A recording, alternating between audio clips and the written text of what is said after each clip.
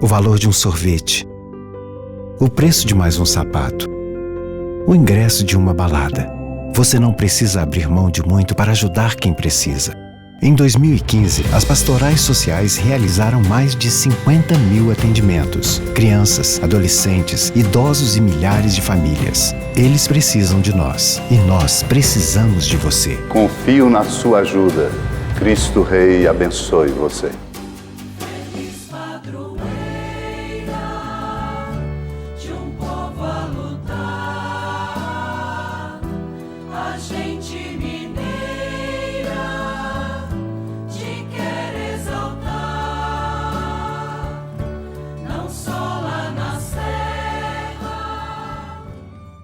Amado irmão, amada irmã, saúde e paz, com alegria, com esperança, desejando que esse momento aqui vivido por nós todos nos faça em profunda comunhão com a nossa igreja no mundo inteiro, particularmente com o coração do Papa Francisco, às vésperas hoje da conclusão do Ano Santo da Misericórdia, com a festa amanhã de Cristo Rei.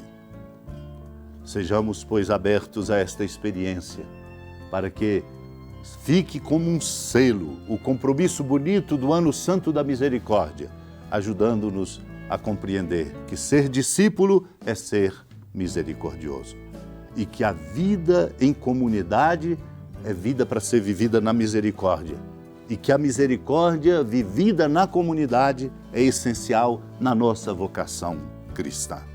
Lembremos-nos que o discipulado e a missão sempre supõem a pertença a uma comunidade, onde nós somos chamados pelas diferenças, até pelos embates, pelos contratempos, a viver a experiência bonita da misericórdia. Deus não quis salvar-nos isoladamente, mas formando-nos como um povo. Este é um aspecto que distingue a experiência da vocação cristã de um simples sentimento religioso individual.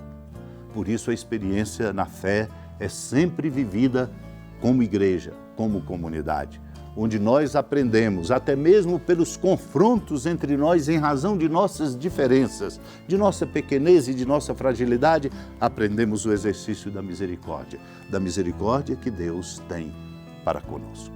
Vamos escutar a Palavra Santa com alegria e com amor e que ela fecunde em nós a força misericordiosa de nosso Deus em nós. Naquele tempo, aproximaram-se de Jesus alguns saduceus que negam a ressurreição e lhe perguntaram: Mestre, Moisés deixou-nos escrito, se alguém tiver um irmão casado e esse morrer sem filhos, deve casar-se com a viúva, a fim de garantir a descendência para o seu irmão.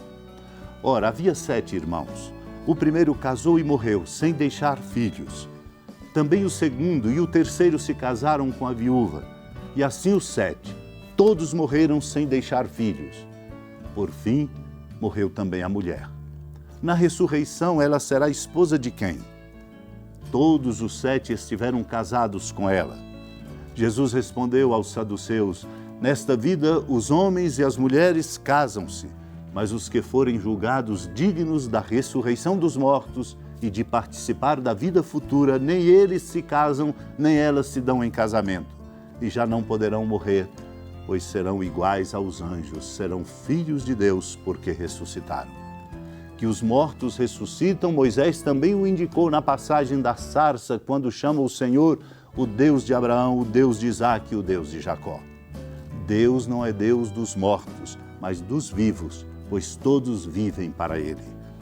Alguns doutores da lei disseram a Jesus: Mestre, tu falaste muito bem. E ninguém mais tinha coragem de perguntar coisa alguma a Jesus. Amado irmão, amada irmã, a compreensão da nossa fé exige de nós a capacidade de um exercício que nos faz olhar para além daquilo que é evidente, das aparências daquilo que dominamos. A fé nos dá a competência experiencial em Cristo de poder ver para além e de ver com uma claridade que nem a razão tem.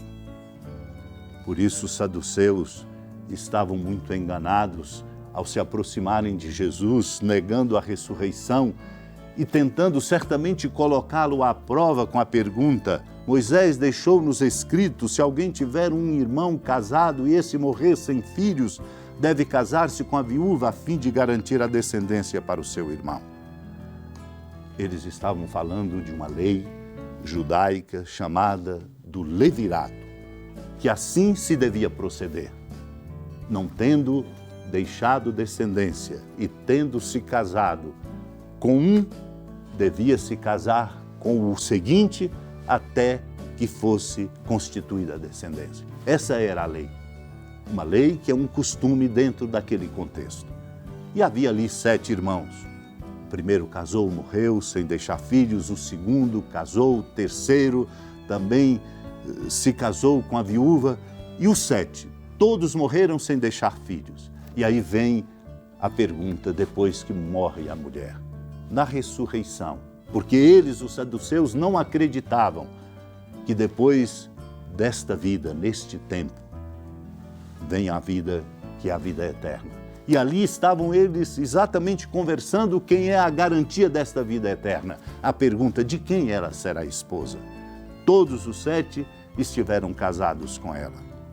Jesus ensina aos saduceus, como a nós, para não confundirmos conceitos e teorias na contramão daquilo que é a verdade da nossa fé cristã. O Senhor diz: nesta vida, os homens e as mulheres se casam, mas os que forem julgados dignos da ressurreição, isto é, que entrarem na vida eterna e dignos de participar da vida futura, nem eles se casam, nem elas se dão em casamento. Chama-nos a compreender, portanto, que a experiência do casamento, fundamental como graça de Deus para o sustento e constituição da família, não é uma condição que se define no contexto da vida eterna.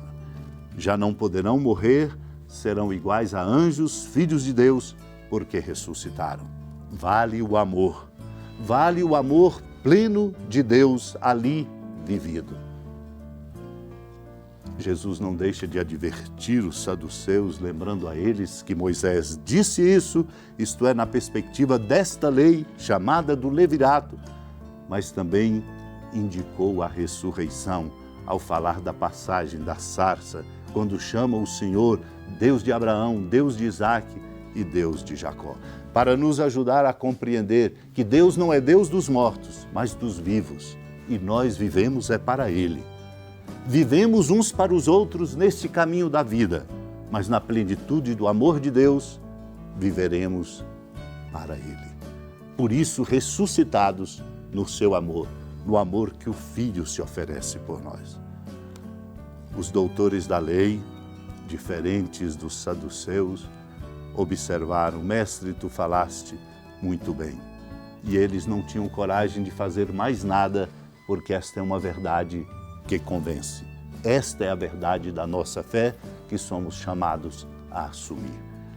Assumir esta verdade da nossa fé, reacendendo em nós a esperança da vida que não passa. Hora da piedade, Mãe Virgem do Cristo Deus.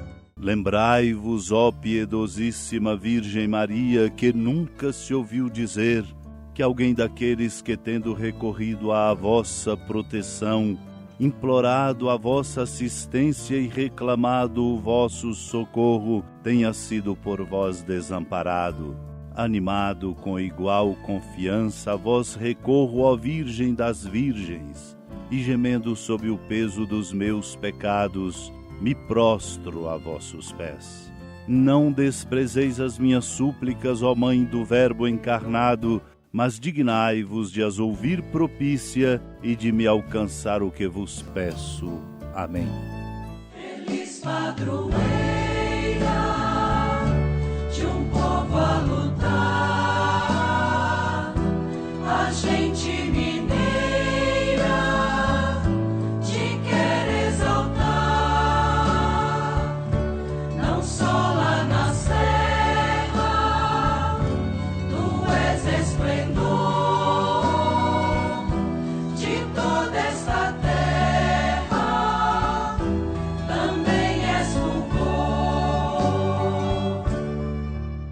Amado irmão, amada irmã, com a alegria da ermida da padroeira do estado de Minas Gerais, a Senhora da Piedade, que da sua casa de clemência e bondade nos acompanha e nos abençoa do alto da serra, magnífica arquitetura divina, a bênção de Deus, amor misericordioso.